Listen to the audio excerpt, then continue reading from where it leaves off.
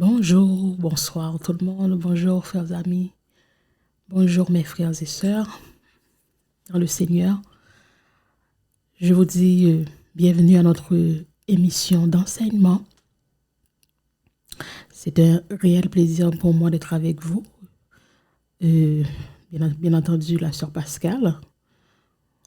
Je suis vraiment enthousiasmée en ce moment pour notre moment d'enseignement. J'espère que vous allez bien. J'espère qu'à la maison, ça va très bien au travail. Tout le monde va très bien. De mon côté à moi, je vais très bien par la grâce de Dieu. Bien entendu, on n'a pas le choix. Donc, nous allons commencer notre série d'enseignement sur les disciples. Donc, cet enseignement a pour titre « Qu'est-ce qu'un disciple et quelles sont les caractéristiques d'un disciple ?» C'est ce dont que nous allons passer au travers. Ça va se faire sur plusieurs séries puisque c'est un enseignement assez long. Et on ne peut pas couvrir tout ça en plusieurs heures. Ce sera vraiment fatigant pour vous. Donc, j'ai décidé de faire ça en plusieurs séries. Comme ça, nous allons pouvoir mieux nous focuser sur chaque détail. Et aussi, ça va être moins long aussi, bien entendu. Donc, nous allons passer au travers de ça avec la grâce et l'accompagnement de notre Sauveur Jésus ainsi que le Saint-Esprit de Dieu. Nous l'invitons à venir nous enseigner, à venir nous apporter la lumière. Parce que Jésus l'a dit, il est lui-même la lumière. Ceux qui sont avec lui ne peuvent pas être dans les ténèbres. Donc, si nous avons à quelque part en nous de l'ignorance et des choses que nous ne savons pas encore, je suis certaine que l'Esprit de Dieu va se faire un plaisir de nous éclairer au travers de cet enseignement. Alors, on va commencer. Bien entendu, vous savez que l'individu moderne qui est confronté à ses multiples responsabilités a de plus en plus de difficultés à gérer l'ensemble des décisions qui s'imposent à lui. C'est clair, nous verrons ça chaque jour dans notre vie. On peut voir que la confusion s'abat sur nous comme une vague. Donc, l'homme doit faire des impasses, bien entendu, des compromis à la longue, ce qui entraîne un mal-être permanent, une sorte d'échec dans la gestion de sa vie, aggravé par-dessus tout par des problèmes relationnels, des sentiments d'impuissance, un combat pour exister même au travail ou sans travail. Donc le moral est atteint, bien entendu. Il s'ensuit toute une série de sentiments négatifs, comme la dévalorisation de soi, la culpabilisation, la susceptibilité. Il y a aussi le repli de soi. Et quand le mental perd du terrain, bien entendu, c'est le corps qui subit un manque de sommeil, cortège de maladies psychomatiques. Donc, c'est à se poser la question, peut-on inverser cette tendance et refuser ce constat de sinistre? A-t-on les moyens d'améliorer notre condition de vie? Et surtout, et par-dessus tout, que dit la Bible dans tout ça? Et voilà comment que nous allons rentrer plus profond dans notre enseignement. Donc, les textes qui réfèrent à cet enseignement, nous allons le trouver dans Matthieu 28, versets 19 et 20, ainsi que Marc 8, verset 34. Et ce texte est d'ailleurs repris par Matthieu et Luc. Je pense que c'est dans Matthieu 16, verset 24. Et ensuite Luc, verset 9 Je veux dire Luc 9, verset 23, excusez-moi. Donc, euh, le, le texte de Marc nous dit, enfin là c'est Jésus qui parle, il déclare, si quelqu'un veut venir à ma suite, si quelqu'un veut venir à moi, qu'il se renie lui-même et prenne sa croix et qu'il me suive.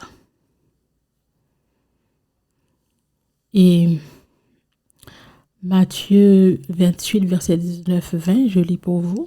Allez de toutes les nations, faites des disciples, baptisez-les au nom du Père, du Fils et du Saint-Esprit. Apprenez-leur à observer tout ce que je vous ai commandé, et moi, je suis avec vous tous les jours jusqu'à la fin du monde. Donc, encore une fois, je vous rappelle que le titre de notre série est « Soyez des disciples de Jésus-Christ » et quelles sont les caractéristiques d'un disciple. Donc, on va faire le latin, on va faire l'étymologie du mot latin, qui est on le prononce discipulus, ce qui veut dire élève ou bien apprenti. Donc, c'est une personne qui reçoit l'enseignement d'un maître et qui apprend d'un maître quelques sciences ou quelques arts, puis par extension adhère à l'enseignement, aux doctrines, à la manière d'être d'un maître ou peut-être d'une école. C'est ce que l'étymologie. Donc, on peut dire aussi que dans la Bible, on retrouve le mot disciple plus de 270 fois dans le Nouveau Testament. Mais on peut aussi voir que dans l'Ancien Testament, on parlait aussi du mot de disciple. On parlait de disciple. Donc, du côté d'apprentissage, dans 1 Chronique 25, verset 8, je vais lire pour vous. 1 Chronique 25, verset 8. Ça, c'est pour expliquer le côté de l'apprentissage dans l'Ancien Testament. 1 Chronique 25, verset 8. Ils jetèrent les sorts pour leur charge, le petit comme le grand, l'homme expert avec le disciple. Donc, c'est un verset qui se réfère aux apprentissages en ce qui a trait aux disciples dans l'Ancien Testament. Et ensuite, le deuxième verset qu'on va lire se retrouve plutôt en Ésaïe 8, verset 16, où on fait référence à l'adhésion d'une disciple ou bien d'un disciple. Donc, Ésaïe 8, verset 16, je lis. Lis le témoignage, c'est la loi parmi mes disciples. Donc, ce verset fait référence aux disciples qui adhéraient à la loi, parce que dans l'Ancien Testament, on faisait toujours, enfin les disciples s'attachaient beaucoup plus qu'à la loi parce que c'est ça qu'ils avaient. Donc, c'est juste une petite référence pour vous dans l'Ancien Testament pour comprendre que on ne retrouve pas le mot disciple qu'au Nouveau Testament, mais on l'utilisait aussi ce mot-là dans l'Ancien Testament. D'accord? Donc, on poursuit. Comme je disais, le Nouveau Testament mentionne, bien entendu, il mentionnait les disciples, je veux dire, des pharisiens. Oui, les pharisiens avaient des disciples eux aussi. Et il y avait aussi les disciples de Jean le Baptiste. Il y avait aussi, bien entendu, les disciples de notre Sauveur Jésus-Christ. Donc, ce n'est pas Jésus qui est venu avec la tendance de disciples. Ça existait déjà bien avant. Je vais vous les montrer tantôt. Et on continue. Donc, on peut prendre comme référence Marc 2, verset 18, où on trouve les disciples de Jean. Et aussi Jean 1, verset 35, où les disciples de Jean le Baptiste venaient à lui en disant « Pourquoi jeûnons-nous souvent ?» Donc Jean a entendu cela, il a entendu parler dans la prison des œuvres du Christ, envoyé par ses disciples, là, vous voyez. Et dans Matthieu 19, verset 14, et Matthieu 11, verset 2, on parle aussi des disciples du Seigneur. Bien entendu que ça a été mentionné pour la première fois au noces de Cana, parce qu'on disait que Jésus fut aussi convié à la noce, ainsi que ses disciples. Jean 2, verset 2. Et ils sont ensuite présentés avec le Seigneur dans la maison de Lévi. Donc, beaucoup de publicains et des pécheurs aussi se trouvaient à la table avec Jésus et ses disciples. Quand ils étaient nombreux, ils le suivaient. On a aussi une référence dans Marc 2, verset 15. Et ça fait référence au sermon sur la montagne. Lorsqu'il se fut assis, ses disciples s'approchèrent de lui. Vous voyez, encore des disciples. Matthieu 5, verset 1, Acte 9, verset 36. Verset 36. Là, nous parle d'une femme disciple. Ça, c'est la première fois. Pas qu'il n'y en avait pas, mais on n'en parlait pas. Donc, c'est la première fois qu'on trouve une référence où ça a rapport avec une femme qui était disciple. Acte 9, verset 36, je le cite pour vous. Il y avait à Jopé une femme disciple nommée Tabitha. C'était Tabitha de Dorcas. Et elle était pleine de bonnes œuvres et d'aumônes qu'elle faisait. Donc, il y avait aussi, c'était pas seulement les 12 disciples qui suivaient Jésus, il y avait beaucoup d'autres disciples dont on n'a pas parlé. Bien sûr, on trouve d'autres références dans la Bible, bien entendu, mais on parlait plus souvent, on focusait beaucoup plus sur les 12 disciples parce que les autres avaient une tâche précise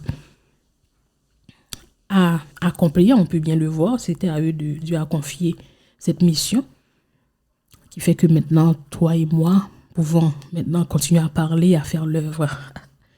Gloire à Dieu. C'est une bonne chose.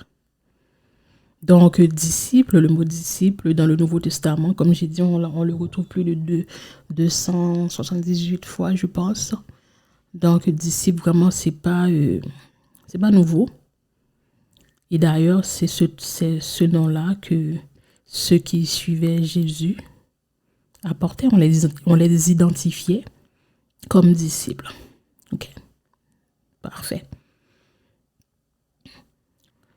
Comme j'ai dit, être disciple de Christ, ce ne sont pas non plus les disciples qui ont décidé de faire ce travail après que Jésus soit monté aux cieux. Ça a été un ordre dont notre Sauveur Jésus leur a fait part, leur a commandé même. Et écoutez bien, Matthieu 28 et 19, 20 le dit. Allez, ça c'est notre Seigneur Jésus qui parle. Allez, c'est un ordre qu'il nous donne. Allez de toutes les nations, faites des disciples. Baptisez-les au nom du Père, du Fils et du Saint-Esprit. Apprenez-leur, c'est ça qui est le plus important. Parce que ce verset-là, le verset 20, on dirait qu'on l'a un peu oublié.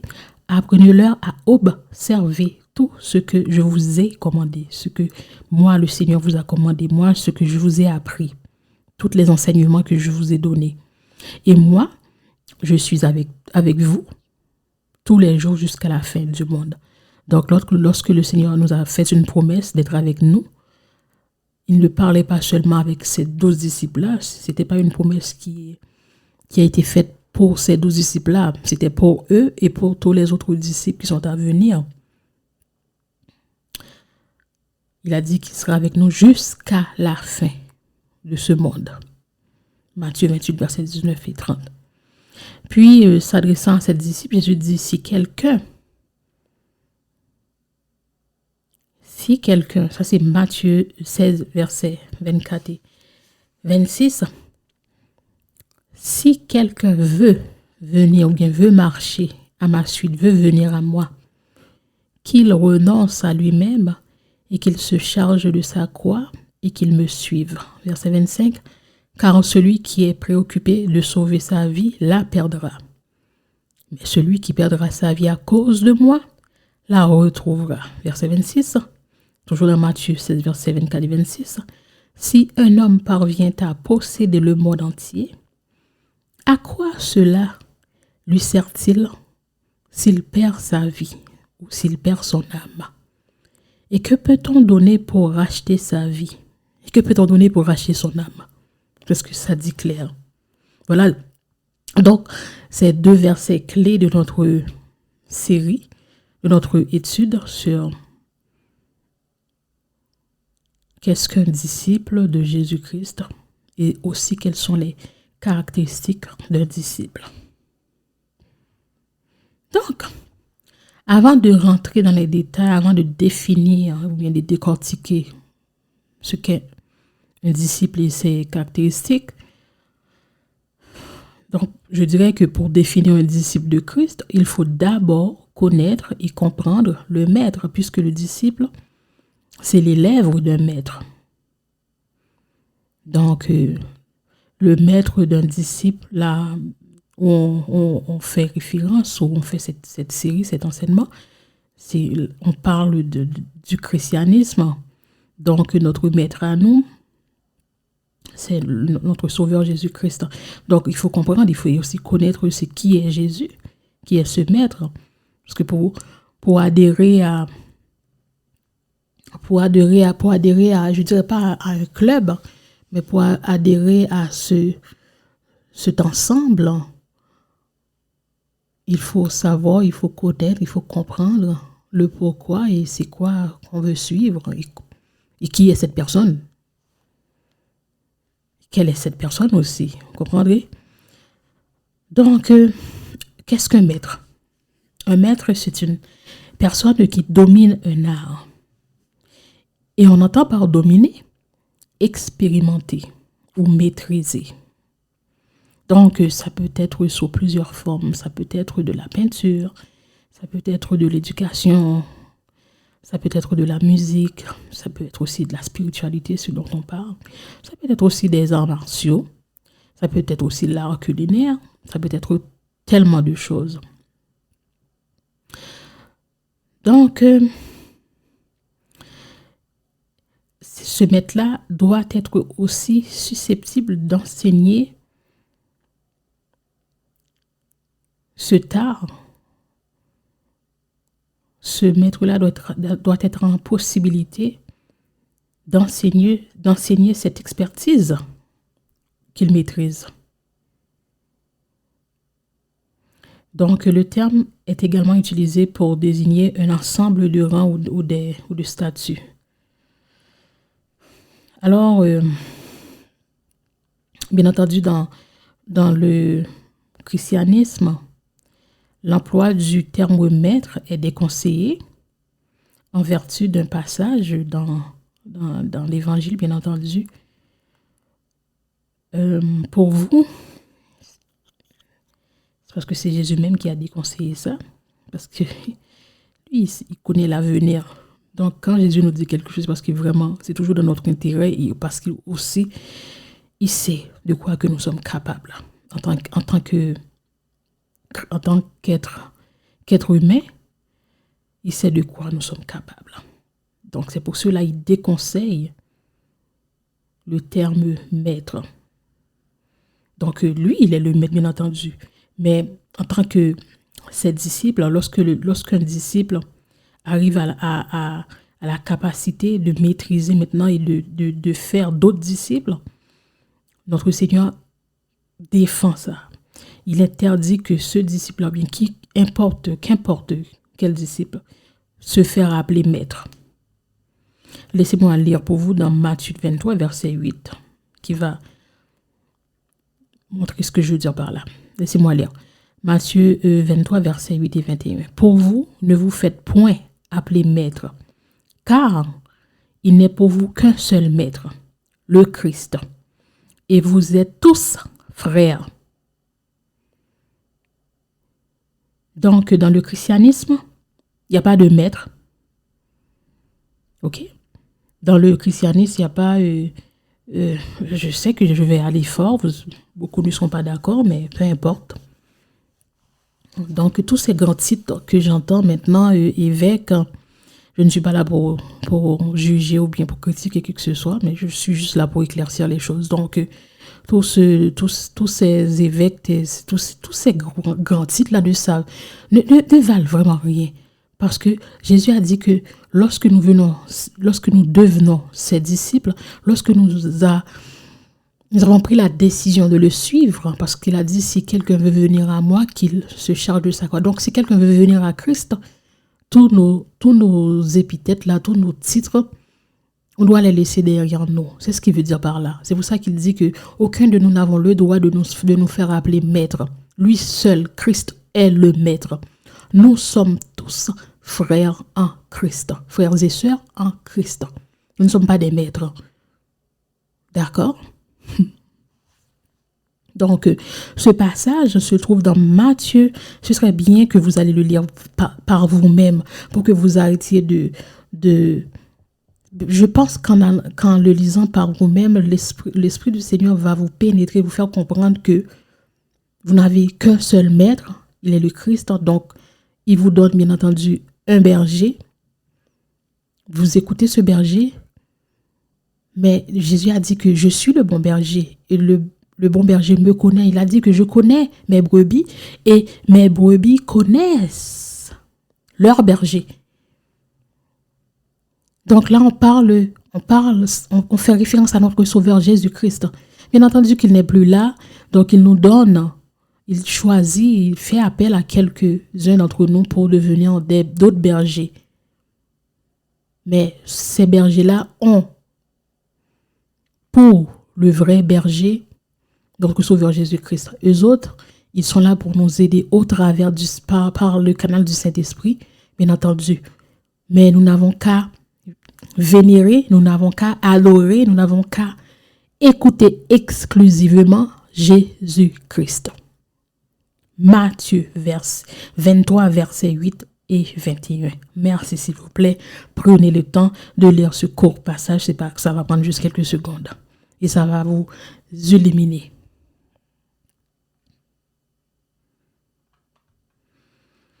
Donc, dans ce cas, on dirait donc qui est Jésus-Christ pour les disciples ou pour les chrétiens. Maintenant, on nous appelle chrétiens. Donc, il s'agit, là on parle de Jésus-Christ. Il s'agit d'un personnage historique, bien entendu, qui est né à Bethléem, en Judée, sous le règne d'Hérode, premier le Grand, en l'an 4 avant l'ère chrétienne. Donc, il est aussi le fils par adoption de Joseph, le charpentier, qui est un descendant du roi David, et de Marie, selon Luc et Matthieu. La conception se fit par la vertu du Saint-Esprit. Nous connaissons tous ce fameux histoire, comment que Jésus s'est retrouvé au sein de sa mère par l'intervention du Saint-Esprit. Donc, Jésus ou Jésus-Christ est le nom donné à Jésus de Nazareth, mort en l'an 30 à Jérusalem, qui est en Judée. Donc, pour les chrétiens, Jésus est considéré comme étant le Fils unique de Dieu, le Messie, celui qui est mort et ressuscité pour le salut des hommes.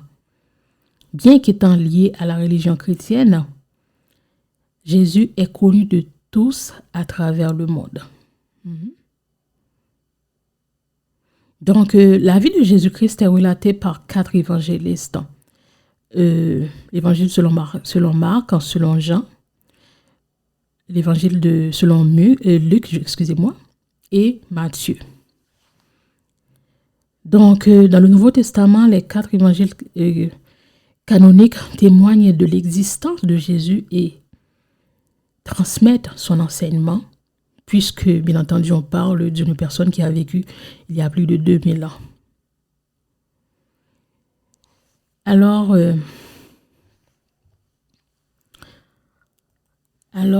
qu'on a bien dit que Jésus est celui qui, d'ailleurs, Jésus veut dire sauveur du monde, bien entendu. puisqu'on fait une étude et que Jésus est celui qui est venu nous apporter le salut, alors je vais prendre un petit peu de temps, 5 minutes, à peu près, même pas moins de 5 minutes parce que nous n'avons pas beaucoup de temps, pour expliquer qu'est-ce que le salut, qu'est-ce que Jésus est venu nous apporter. Et c'est quoi le salut? Vous savez, c'est quoi le salut? C'est quoi la rédemption? Toutes ces choses-là. Pour comprendre pourquoi que les disciples veulent adhérer à ce mouvement, tout ça fait partie de cela. Maintenant, on venait juste d'expliquer qui était le maître en la personne de Jésus-Christ. Maintenant, nous allons faire une petite courte ouverture de ce que ce maître-là nous a apporté, nous apporte encore. Et ce qu'il nous a amené, c'était le salut. Et on va essayer de comprendre c'est quoi le salut. On va amener la lumière en ce terme-là. Donc, dans toute l'écriture, ça nous parle du salut. Tout le monde parle du salut. Donc, de quoi s'agit-il? De quoi s'agit-il d'être sauvé ou qu'être sauvé? Donc, certains disent que être sauvé, c'est de parvenir à ce qui nous est promis. C'est-à-dire de partager la vie de Dieu.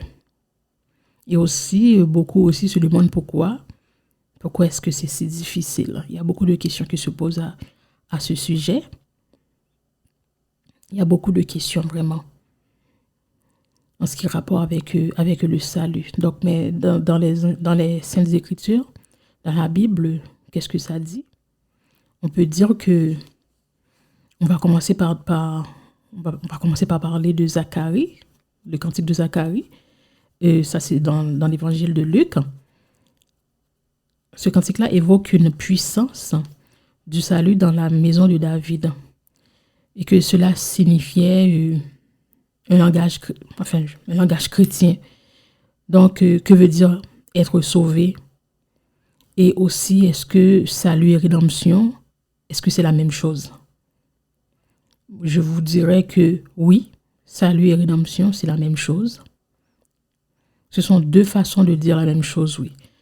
Partant de la définition du mot salut que donne notre Sauveur Jésus-Christ, puisqu'on trouve le salut en Jésus-Christ.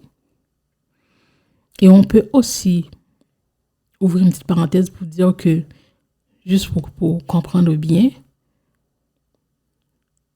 on pourrait dire que quand un être humain, une personne quelconque, atteint ce pourquoi il est fait, on dit qu'il est sauvé. Et quand il ne l'atteint pas, on dit qu'il est perdu. Or, on peut dire que l'Écriture atteste que nous sommes faits pour Dieu. Dieu nous a créés. Donc, il nous a créés pour son bon plaisir, parce qu'il est Dieu, parce qu'il est souverain.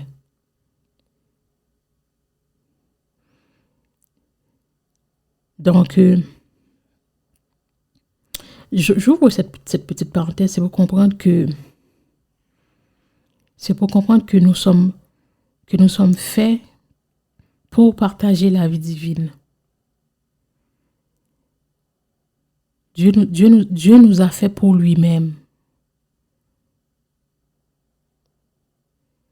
Et c'est pourquoi que lorsque nous sommes loin de lui, notre cœur est toujours, on est sans repos. Même lorsqu'on vit bien notre vie, lorsqu'on gagne bien notre vie, lorsqu'on a pu faire tout ce que nous désirons, souvent lorsque nous ne faisons pas encore appel, lorsque nous ne répondons pas encore à l'appel de notre Seigneur Jésus-Christ, vous voyez qu'il y a toujours une sorte de lassitude, il y a toujours une sorte de tristesse dans le cœur de cette personne-là. C'est juste un exemple que je vous donne. C'est parce que nous ne réalisons pas que Dieu nous a fait pour lui-même et nous sommes faits pour Dieu. Alors, même lorsque nous avons tous sur cette planète, dans ce monde, lorsque nous n'avons pas encore fait la paix avec Dieu, on est loin de lui. On est loin. Là, je parle de notre âme. On est loin de lui parce que notre corps a été bien nourri, a été bien vêtu, on l'a bien soigné. Mais notre âme, on le néglige. On le néglige beaucoup parce qu'il y a beaucoup de choses que nous ignorons, parce qu'à force de rester loin de notre Sauveur, à force de rester loin de notre Dieu, on oublie qu'on n'est pas juste, on n'a pas juste un corps, mais on a aussi l'âme et l'esprit. On n'est pas juste une seule partie, on est formé de 3 parties. Donc, quelle est la place du Christ dans notre ascension au salut? Moi, je dirais que le projet de Dieu est de nous faire partager sa vie. Mais malheureusement, le péché est venu faire quelques accros au dessein du Seigneur, bien à la volonté du Seigneur. Bien que nous soyons faits pour voir Dieu, il arrive que nous n'en prenions pas le chemin. Il faut que quelqu'un se fasse le chemin entre Dieu et nous. Et Jésus-Christ, est le chemin. C'est lui qui nous mène à Dieu. C'est lui qui nous permet d'accomplir notre destinée. Et on a souvent parlé du salut en termes moraux, en catégorie de péché, bien entendu. Bon, donc, il faut rappeler du salut en termes théologales et en catégorie de destinée. Donc, nous sommes faits pour Dieu. Nous devons marcher sur la route qui mène à Dieu. Et cette route, c'est Jésus. Cette route est Jésus, qui est aussi le bon pasteur, ou bien le bon berger, qui conduit ses brebis vers la bergerie paternelle. Vers la bergerie paternelle. En la personne de notre Dieu Tout-Puissant, notre Père. Donc, lorsque je parle de destin, ou de ce pourquoi on est fait, on pense souvent à une dimension psychologique de la réalisation de soi, dont on entend beaucoup parler, bien entendu, surtout de nos jours. Et est-ce la même chose que la notion du salut? Non. Cela se complète. Pour l'homme, parvenir à la vie divine, c'est accomplir son être, son essence. Faire ce pourquoi qu'on est fait. Cet accomplissement suppose l'aide du Seigneur. La grâce qui conduit à la gloire divine. Mais bien sûr, pour l'homme, être sauvé, c'est s'accomplir parfaitement. C'est la définition que l'homme a. Bien entendu, ça n'a aucun rapport. Bien entendu, lorsqu'il pense à avoir une vie qui est complètement accomplie, il ne pense pas du côté religion ou quoi que ce soit. C'est surtout tout ce dont l'homme a accompli par lui-même. Donc, c'est de devenir parfaitement humain. Mais vous savez que accomplir le projet de Dieu pour l'homme, c'est quelque chose qui devrait être normal. Donc, comment savoir se diriger pour devenir parfaitement humain? Il faut suivre le Christ pas à pas. C'est dans le Christ que se révèle le mystère de l'homme. Et c'est ce mystère qui est ce Verbe incarné qui nous révèle ce qu'est l'homme en plénitude et ce pourquoi qu'il est fait, ce à quoi qu'il est appelé. Le grand schéma qui explique tout, c'est celui de l'exode du peuple Israël. C'est une parole, ou bien c'est une parabole de toute vie humaine. Nous sommes tous au départ captifs de notre péché, de notre petitesse, c'est-à-dire de nos faiblesses. Nous avons à nous arracher à tout cela, à marcher 40 ans dans le désert, qui est aussi un lieu de joie car c'est le lieu de la liberté, le lieu où Dieu parle, et affranchi enfin le Jourdain de notre mort pour parvenir à la terre promise. Nous qui sommes baptisés avons franchi la mer Rouge lors de notre baptême. Nous avons été arrachés à l'esclavage de Satan. Et nous sommes dans le désert pour ce temps merveilleux où Dieu nous nourrit de la manne, où il nous abreuve aussi de l'Esprit Saint, c'est-à-dire de l'eau qui avait jailli du rocher, où Dieu nous accompagne jour après jour. Mais c'est aussi ce temps de la récalcitrance, où il fait chaud et soif, où l'on récrimine contre Moïse et Dieu. Pourtant, on continue à marcher et il faudra bien un jour franchir ce Jourdain de notre mort pour entrer dans la pleine vie avec Dieu, dans la terre promise. N'est-ce pas que ça ressemble à une délivrance, à une libération? C'est bien cela. Donc, le mot qui caractérise le mieux le salut dans la Bible, c'est le mot sortie. On est sauvé quand on sort. Il faut sortir pour être sauvé. Sortir d'Égypte pour le peuple hébreu, sortir du néant pour la création. Et la création est certainement le premier acte de salut.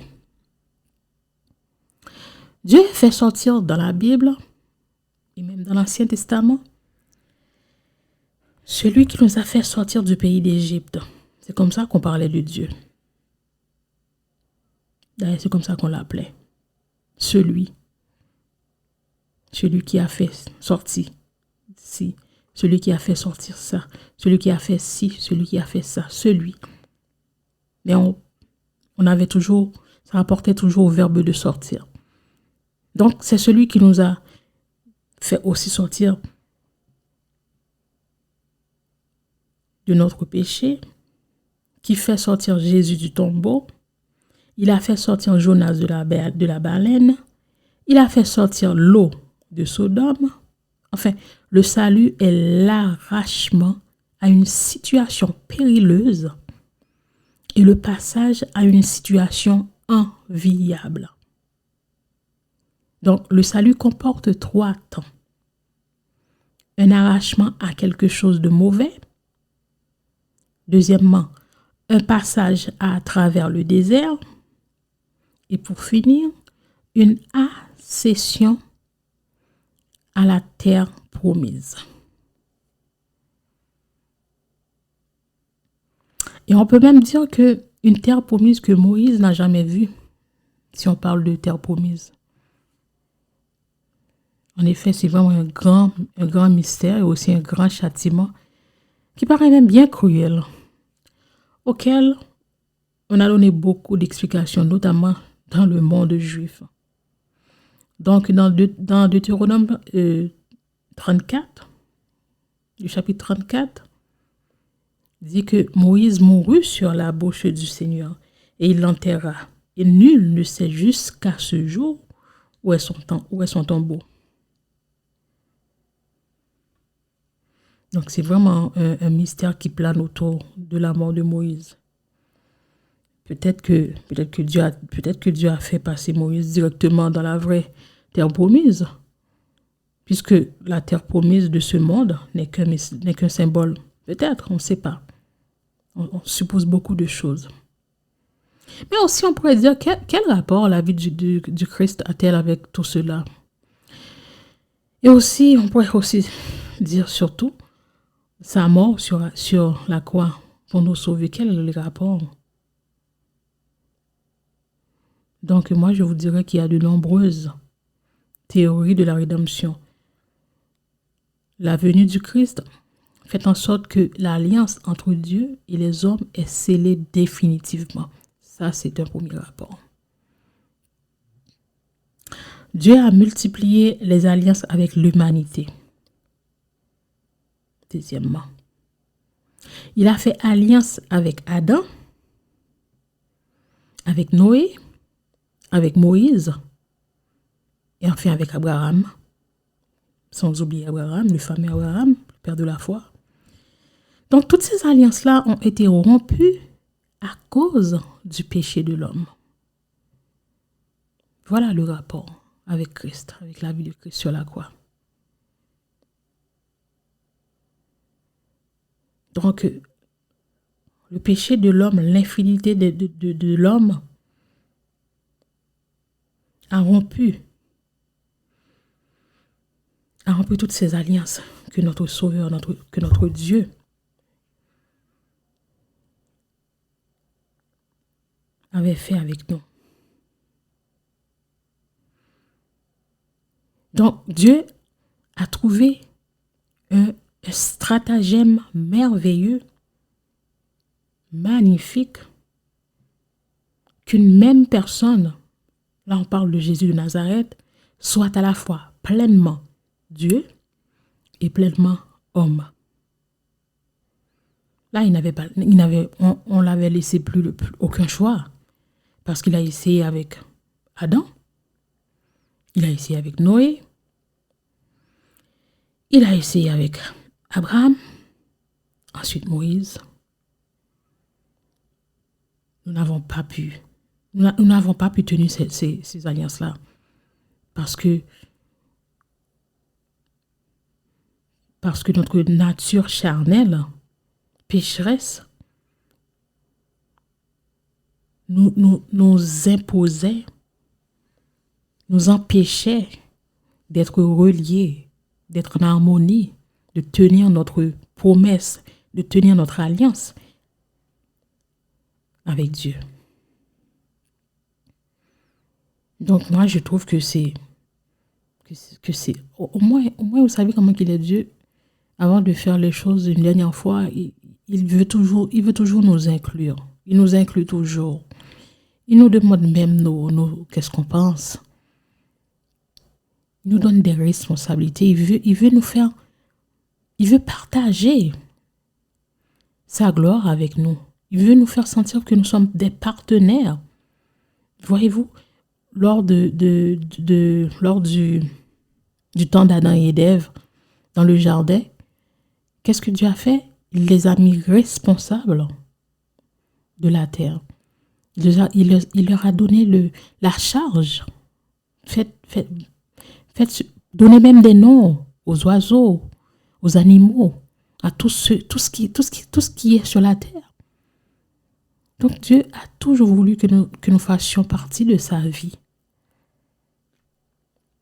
Mais c'est à partir, bien entendu, du péché que tout s'est écoulé. Mais encore une fois, pour prouver son amour qu'il a pour nous, il a eu cette idée brillante, vraiment brillante, de dire, parce qu'il a fini par constater, pas fini par constater parce qu'on ne peut pas dire que Dieu ne savait pas, mais puisqu'il savait déjà que, vous savez, lorsque vous êtes parent, là je fais appel à la compréhension des parents, tous ceux qui ont des enfants. Nous avons eu nos propres expériences, donc souvent on veut, du fait qu'on ne veut pas que nos enfants aient mal, parfois on va les empêcher de faire des choses pour qu'ils ne puissent pas passer par nos mauvaises expériences. Et souvent eux-mêmes ils vont se plaindre pour dire que moi je veux faire ci, moi je veux faire ça. Et nous savons que c'est quoi qui est en arrière de tout ça. Donc, des fois on ne veut pas, on refuse, on les empêche. Mais eux autres aussi, ils restent là, ils insistent, parce qu'ils veulent faire leurs propres expériences. Donc c'est la même chose avec Dieu. Il savait déjà que nous allions échouer. Il savait déjà que nous allions échouer. C'est pour ça que lui, il fait toujours de bonnes provisions pour nous, par les conséquences de nos actes. Malgré que ça va aller mal, mais il a toujours un plan, il a toujours de bonnes choses dans un panier pour chacun d'entre nous.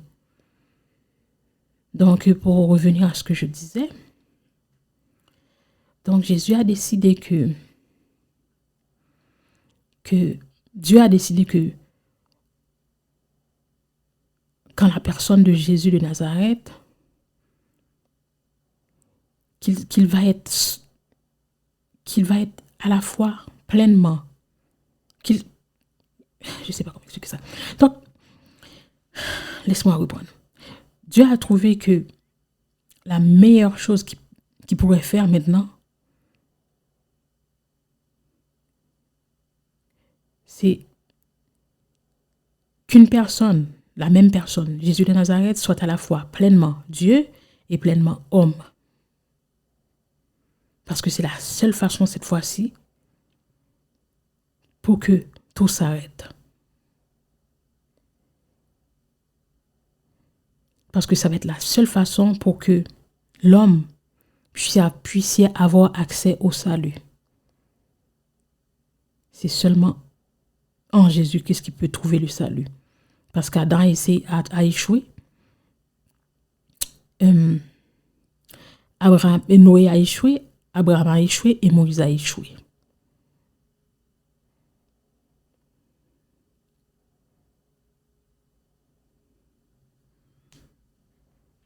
Donc Jésus en sa personne a lié de manière définitive la divinité et l'humanité. C'était seulement lui et seulement lui qui pouvait vraiment désormais lier à tout jamais l'homme et la divinité. Donc la nature humaine est sauvée parce qu'elle est désormais liée indissociablement à la divinité.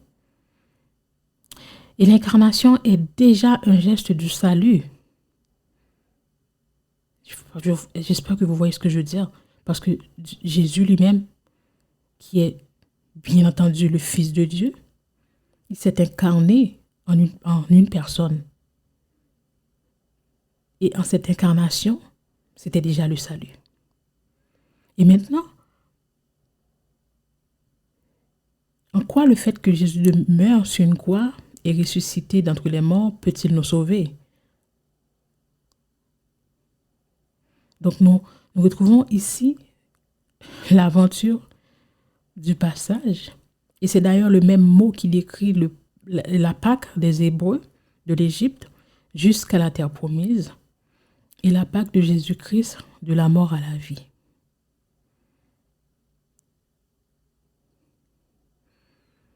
Donc Dieu nous offre le salut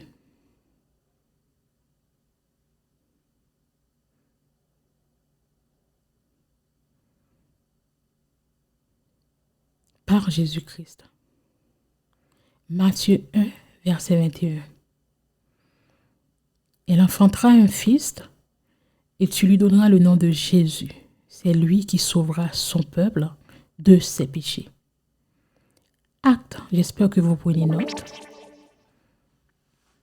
Là, je suis en train de vous répondre par rapport à la question en quoi que le fait que Jésus s'est fait retrouver sur une croix et qu'il soit ressuscité, en quoi cela peut nous sauver? Je vous réponds. Matthieu 1, verset 21, Dieu nous offre le salut par Jésus-Christ. Voilà en quoi. Et ensuite, Acte 4, verset 12, il nous dit que il n'y a de salut en aucun autre, car il n'y a sous le ciel aucun autre nom qui ait été donné parmi les hommes par lequel nous devions être sauvés. Voilà en quoi. Le salut signifie que nous recevons la vie éternelle si nous nouons une relation personnelle avec Dieu. Voilà ce que c'est que le salut.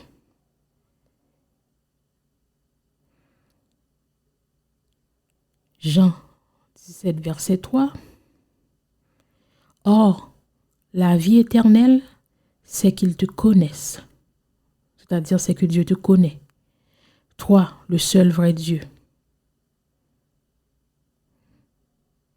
Et celui que tu as envoyé, Jésus-Christ.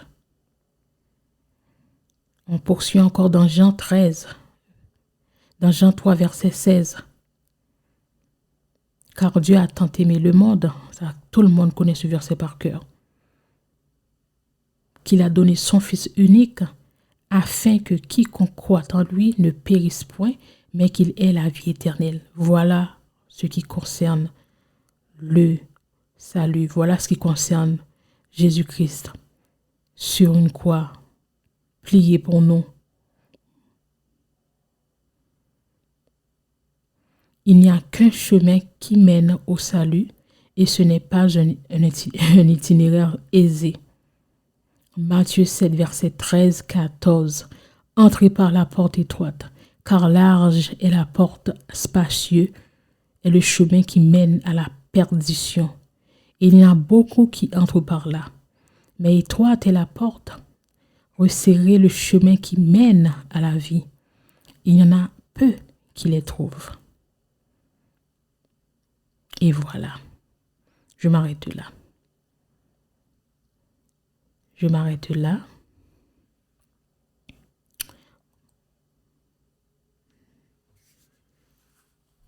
Nous allons continuer notre série une prochaine fois. Mais je voulais vraiment prendre le temps de rentrer dans les détails afin que vraiment que toi et moi puissions comprendre maintenant qu'être disciple de Dieu, de vouloir marcher avec lui, de vouloir être comme lui, c'est ce que Dieu a toujours voulu pour chacun d'entre nous. Et c'est ce que notre Sauveur Jésus-Christ veut par-dessus tout pour nous. D'ailleurs, c'est pour cela qu'il s'est fait comme un pont. C'est pour cela qu'il s'est fait comme médiateur entre lui et nous, pour que nous puissions avoir accès, pour que nous puissions retrouver, pour que nous puissions nous réconcilier avec notre Père, dont nous avons perdu le contact il y a fort longtemps. Lui étant comme notre grand frère, a voulu vraiment voir la famille réunie une fois pour toutes. Il s'est livré lui-même pour nous. Il a donné sa vie pour nous. Il a même ressuscité pour nous montrer que en lui et par cette réconciliation, nous pouvons réavoir, parce que nous l'avions au début, c'est ce que Dieu avait pour nous. Nous pouvons réavoir accès à la vie éternelle. Voilà. Voilà ce que c'est que le salut. Donc j'ai pris le temps de détailler morceau par morceau pour vous. Mais je m'arrête ici. On va continuer plus tard notre deuxième série sur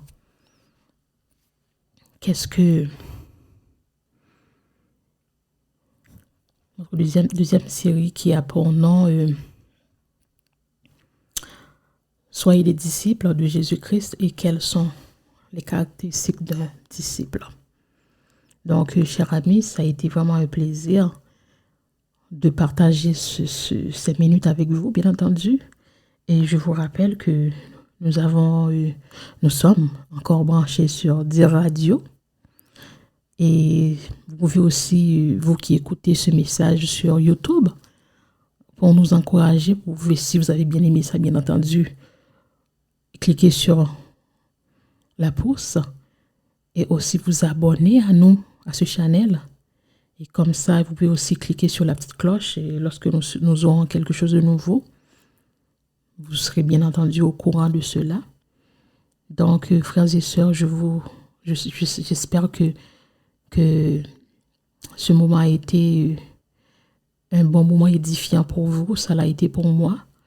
Et je fais appel à tous ceux qui n'ont pas encore réconcilié et répondre à l'appel de notre Sauveur Jésus-Christ. Je vous invite à le faire. C'est la plus bonne décision que vous pouviez faire. Et c'est gratuit. Et gratuit ne veut pas dire que c'est pas de la bonne qualité. Hein? Au contraire, vous ne le regretterez pas. Et tout ce que vous avez à faire, c'est de repentir, de confesser vos péchés. Parce que notre Sauveur Jésus-Christ a encore la capacité. Il est le seul à vous laver de tous vos péchés. Il n'y a aucun péché que Dieu ne puisse pas pardonner et ne laver. Il vous justifiera, il vous blanchira, il vous comprendra et par-dessus tout, il sera toujours avec toi comme soutien. Donc, je vous encourage à le faire vraiment si vous vous sentez dérouté, vous sentez que la vie est dure, vous sentez que vous êtes abandonné, que quoi que vous fassiez, même si ça va bien pour vous monétairement, financièrement, mais il vous manque quelque chose que vous n'arrivez pas à mettre la main dessus. Moi, je vous dis qu'il vous manque votre Sauveur. Ce qui vous manque, c'est de faire une réconciliation avec votre Sauveur, avec votre Dieu, à celui qui vous a créé, à celui qui veut le plus de bien pour vous dans ce monde. D'accord? Donc, une petite prière tout courte. Vous ne savez pas comment le faire, vous n'avez qu'à répéter après moi, Seigneur Jésus, je te dis merci pour la lumière de ta parole qui est arrivée à toucher mon cœur. Je te demande, cher Seigneur, de prendre ma vie, je te la donne. Je te demande pardon de tous mes péchés, de me purifier, de me laver. Je reconnais que tu es le Fils de Dieu, que tu as été mort et ressuscité. Et maintenant, tu es assis à sa droite. Je reconnais que tu es celui qui amène le salut, que tu es celui qui donne la vie, que tu es celui qui donne la paix, que tu es celui qui veut mon bien. Je veux t'avoir pour sauveur, pour maître, pour refuge. Je te confie ma vie dès aujourd'hui, t'appartient. Je voudrais faire partie de ton royaume, Seigneur. Accueille-moi désormais comme ton fils, ta fille, ton enfant. Voilà le désir de mon cœur. Et je te prie ainsi, dans le nom puissant de notre Sauveur Jésus-Christ. Amen. Bienvenue, gloire à Dieu. Bienvenue dans notre royaume de notre Sauveur Jésus-Christ. Donc, frères et sœurs, amis, tous ceux qui écoutent, je vous dis merci. Et à la prochaine. Passez une bonne journée ou une bonne soirée ou une bonne nuit. Ça va dépendre de l'endroit ou la place que vous vous retrouvez en ce moment. C'était avec vous la sœur Pascal. Ça a été vraiment un réel plaisir. Salut, à la prochaine. Bye. Merci d'avoir été à l'écoute de cette première partie sur les caractéristiques des disciples.